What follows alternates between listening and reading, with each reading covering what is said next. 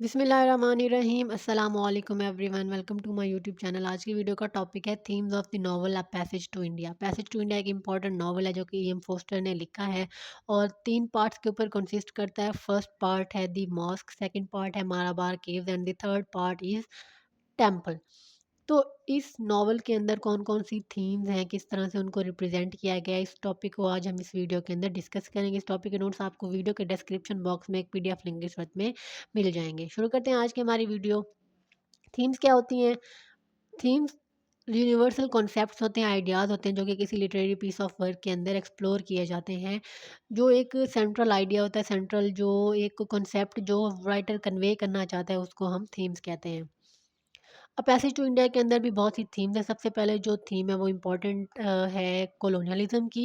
कॉलोनियलिज़्म जो है एक ऐसी प्रैक्टिस है, एक ऐसा अमल है जिसके अंदर एक कंट्री दूसरी कंट्री के ऊपर डोमिनेंट हो जाती है, उसके ऊपर कब्ज़ा कर लेती है और जो कंट्री कब्ज़ा करती है उसको कोलोनाइज़र कहते हैं और जिस कंट्री के ऊपर कब्ज़ा किया जाता है उसको कोलोनाइज़्ड कहते हैं।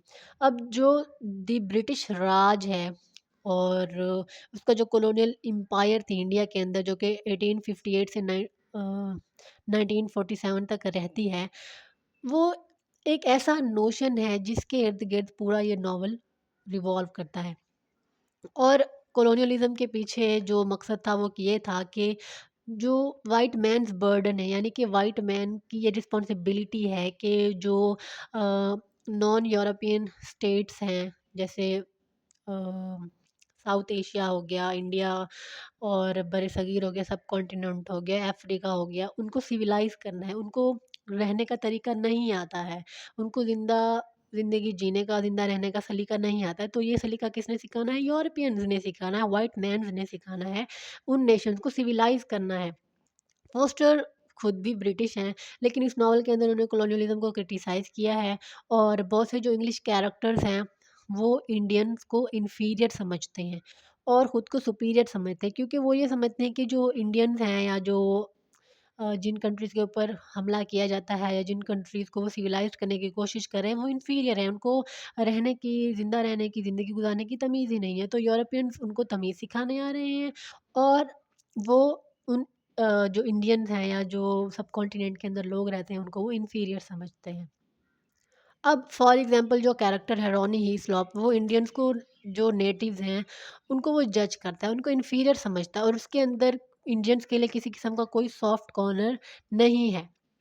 और वो अपनी मदर और फियांसे, मदर यानी कि मिसेस मूर और फियांसे जो मिस एडेला क्वेस्टेड हैं, उनसे भी यही एक्सपेक्ट करता है कि वो इंडियंस के लिए, नेटिव्स के लिए किसी किस्म का सॉफ्ट कॉर्नर ना रखें और वो अपने आप को सुपीरियर समझें। और वो कहता है we are not out here for the purpose of behaving pleasantly, कि हम यहाँ पे अच्छी तरह से बिहेव करने के लिए नहीं आए हैं। मिस्टर टर्टन भी रॉनी हिस्लॉप की तरह ही है अपने बिहेवियर्स में इंडियंस के साथ। वो एडेला का जो केस है उसको एक वेपन की तरह इस्तेमाल करता है इंडियंस के खिलाफ और वो कहता है an English girl fresh from England has been assaulted. अब ये जो एडेला का केस है ये कौन सा है कि जब मालाबार केव्स में मिस एडेला क्वेस्टेड और डॉक्टर अजीज जाते हैं तो एडेला क्वेस्टेड डॉक्टर अजीज पर मोलेस्टेशन का इल्ज़ाम लगा देती है, एक्यूजेशन लगा देती है और इससे मिस्टर टर्टन जो है उनको फ़ायदा पहुंचता है और वो इसको एक वेपन की तरह यूज़ करते हैं इंडियंस के खिलाफ। फॉर एग्ज़ाम्पल फर्स्ट सीन में जो अज़ीज़ और उसके जो एजुकेटेड फ्रेंड्स हैं, उनको डिनर के दौरान ही इंटरप्ट किया जाता है और उनको स्नब किया जाता है। उनके जो टाँगास हैं वो भी ले लिए जाते हैं। डॉक्टर अज़ीज़ जो है उसको मिसेस मूर का हाउस जो है वो मिसेस मूर को जो उनके घर के बाहर ही छोड़ना पड़ता है क्योंकि इंग्लिश क्लब के अंदर जो नेटिव्स हैं उनको जाने की इजाज़त नहीं है। और जो ब्रिज पार्टी में जो इवेंट्स होते हैं वो भी इंडियंस को ह्यूमिलिएट करते हैं। जिससे इंडियन को ये एहसास होता है कि वो इन्फीरियर हैं या फिर उनको इन्फीरियर समझा जाता है। जो सेकंड थीम है वो है प्रेजुडिस की। जो इंग्लिश कम्युनिटी है इंडिया के अंदर वो बहुत से प्रेजुडिस जो है वो रखती है इंडियंस के खिलाफ और उसके लोगों के खिलाफ, इंडिया के खिलाफ भी और इंडिया के जो रहने वाले पीपल हैं, जो लोग हैं उनके खिलाफ भी। और जो नॉवल है ये कॉम्प्लिकेटेड डायनामिक्स को शो करता है जो इंग्लिश पीपल के दरमियान और जो इंडियन पीपल के दरमियान है उनको, और उनके जो प्री कंसीव्ड ओपिनियंस हैं। प्रेजुडिस वो होते हैं जो कि प्री कंसीव्ड ओपिनियंस होते हैं जिनका कोई रीज़न नहीं होता, कोई लॉजिक नहीं होता।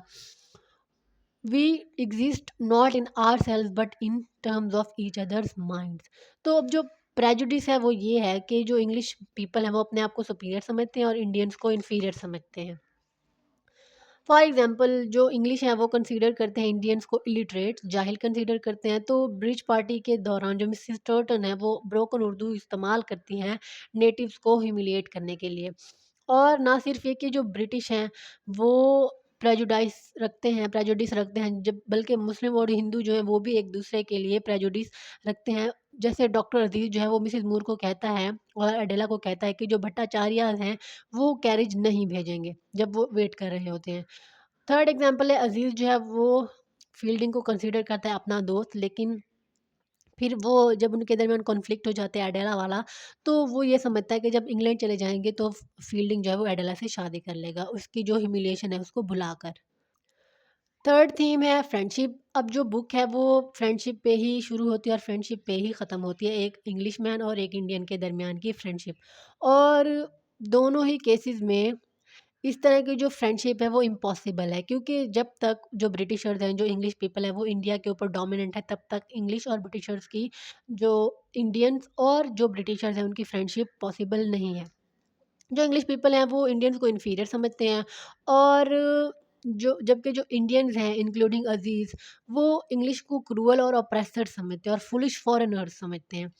वो कहते हैं they are all become exactly the same, not worse not better. I give an English man 2 years and I give an English woman 6 months, all are exactly alike. वो कहते हैं जो इंडियंस हैं वो कहते हैं कि ये जो इंग्लिश हैं, इंग्लिश पीपल हैं, ये एक जैसे ही हैं, भले मैन हो भले वुमन हो। उनके जो प्रेजुडाइसेस हैं, उनके जो कॉन्फ्लिक्ट्स हैं, उनके जो स्टेरियोटाइप टिपिकल जो उनके आइडियाज़ हैं इंडियन से रिलेटेड, वो एक जैसे ही हैं। वो कभी भी इंडियंस को सुपीरियर नहीं समझ सकते या इंडियंस को इक्वल स्टेटस नहीं दे सकते। फॉर एग्जांपल जब जो ब्रिज पार्टी है वो फेल हो जाती है दोनों साइड्स के दरमियान या दोनों ईस्ट और वेस्ट के दरमियान जो ब्रिज है उसको क्रिएट करने में। जो फ्रेंडशिप है अजीज़ की और मिसिज़ मूर की, वो क्विक है और गुड फ्रेंडशिप भी है, लेकिन ये ज़्यादा देर तक नहीं चल पाती क्योंकि मिसेस मूर को वापस इंग्लैंड जाना पड़ जाता है। मिसेस मूर जो है वो एक डेमीगॉड कंसीडर की जाती है हिंदू कम्युनिटी की वजह से, जिसको एसमिस एस मूर कहते हैं। और जो अजीज़ और फील्डिंग की फ्रेंडशिप है वो भी एक अच्छी फ्रेंडशिप ही है, लेकिन जब एडेला वाला केस होता है तो फील्डिंग को कोई एक साइड चूज़ करनी पड़ती है और वो एडेला की साइड चूज़ करता है। जबकि दिल ही दिल में फील्डिंग को भी पता होता है कि जो डॉक्टर अजीज़ है वो गिल्टी नहीं है, यानी कि उसने जो उसके ऊपर इल्ज़ाम लगाया गया है उसने वो काम नहीं किया है। अब जो नॉवल का फाइनल सीन है उसमें फील्डिंग और डॉक्टर अजीज़ मिलते हैं, लेकिन अ, वो अपनी जो फ्रेंडशिप है उसको वो बचा नहीं पाते। और लास्ट वाली जो लाइन उनमें ये कहा जाता है, drive every blasted English man into the sea and then you and I shall be friends. कि जो भी इंग्लिश मैन है उनको तुम समंदर में फेंक दो, तब जाके तुम और मैं फ्रेंड्स बन सकते हैं, अदरवाइज कोई सीन नहीं है, कोई चांस नहीं है हमारी फ्रेंडशिप का। फोर्थ जो थीम है वो है मडल एंड मिस्ट्रीज। एक मडल का मतलब होता है मीनिंगलेस मैस, जबकि मिस्ट्री का मतलब होता है समथिंग कंफ्यूजिंग। तो फील्डिंग जो है वो एडमिट करता है कि इंडिया जो है वो एक मडल है, यानी कि समथिंग मीनिंगलेस है। जबकि मिसेस मूर और गॉड बुले जो है वो कहते हैं कि इंडिया एक मिस्ट्री है, इंडिया एक कंफ्यूजिंग जगह है। इंडिया जो है वो एक मॉडल है क्योंकि इसके जो आर्किटेक्चर है और जो नेचुरल लैंडस्केप है वो फॉर्मलेस है और प्रिमिटिव है, ओल्ड फैशन्ड है। जबकि जो यूरोपियन आर्किटेक्चर है, लैंडस्केप है, वो एस्थेटिकली प्लीजिंग है और कंफर्टिंग है क्योंकि वो मॉडर्न है। फॉर एग्जांपल अजीज़ जो कि एक मुस्लिम है वो भी हिंदू इंडिया को एक प्रिमिटिव मॉडल ऑफ केओस कहता है, जबकि वो जो मिस्ट्रीज़ हैं अपने उसके अपने रिलीजन की, इस्लाम की, उससे वो कंफर्ट फील करता है। प्रोफेसर गोडबोले जो कि एक हिंदू है वो भी मेन फिगर है और इंडिया को एक मिस्ट्री करार देता है। हिंदुइज्म जो है वो पोर्ट्रे किया गया है as a model of many gods and strange ceremonies. Europeans जो हैं वो इंडिया आए हैं इंडिया को सिविलाइज करने के लिए, लेकिन वो अभी तक इंडिया की मिस्ट्री को समझ ही नहीं पाए, यानी कि वो समझ ही नहीं पाए कि इंडिया है क्या, कंप्रिहेंड ही नहीं कर पाए, अंडरस्टैंड ही नहीं कर पाए, तो वो इंडिया को सिविलाइज क्या ही करेंगे। फिफ्थ थीम है यूनिटी एंड डिवीजन। जो फ्रेज है 100 इंडिया, वो नॉवल के अंदर एक मॉडल को डिस्क्राइब करने के लिए यूज़ किया गया, मॉडल ऑफ द कंट्री, जहाँ हिंदू और मुस्लिम जो है वो डिवाइडेड हैं एक दूसरे के खिलाफ। और हिंदुइज़्म जो है उसके बहुत से गॉड्स हैं, रिचुअल्स हैं, लेकिन इसके अंदर एक बिलीफ भी है कि जो तमाम चीज़ें हैं वो एक ही हैं, एसेंशियली वन, यूनिवर्सल यूनिटी है उनके दरमियान। और उनके अंदर एक डिवाइन नेचर है। मिसेस मूर जो है वो भी ओपननेस शो करती हैं हिंदुइज़्म से रिलेटेड। हालाँकि मिसेस मूर का जो रिलीजन है वो क्रिश्चियनिटी है, लेकिन वो अपनी क्रिश्चियन बिलीफ की स्मॉल माइंडेडनेस से डिससैटिस्फाइड हैं, और जो हिंदुइज़्म का कॉन्सेप्ट है डिवाइन नेचर का और यूनिटी का, उसको वो एप्रिशिएट करती हैं। 6 पॉइंट है रेस, जो प्रिवेलिंग नोशन है इस नॉवल के अंदर, वो ये है कि जो इंग्लिश पीपल हैं वो एक रेसिस्ट एटीट्यूड जो है वो रखते हैं इंडियंस के खिलाफ, कि उनकी जो रेस है वो सुपीरियर है इंडियन पीपल से, वो वाइट हैं तो वो सुपीरियर हैं। और इंग्लिश पीपल का ये एक नोशन है, you are superior to them anyway, don't forget that, कि तुम सुपीरियर हो, वो इन्फीरियर ही हैं। मिसेस टर्टन जो है वो प्रोग्रेसिव माइंडेडनेस को कन्विंस करने की कोशिश करते हैं अडेला को, लेकिन के अडेला को वो ये समझाने की कोशिश करती हैं कि वो सुपीरियर है इंडियंस से हर तरह से। इनफैक्ट जो हेड ऑफ स्टेट्स हैं इंडिया के, उनसे भी इंग्लिश पीपल सुपीरियर हैं।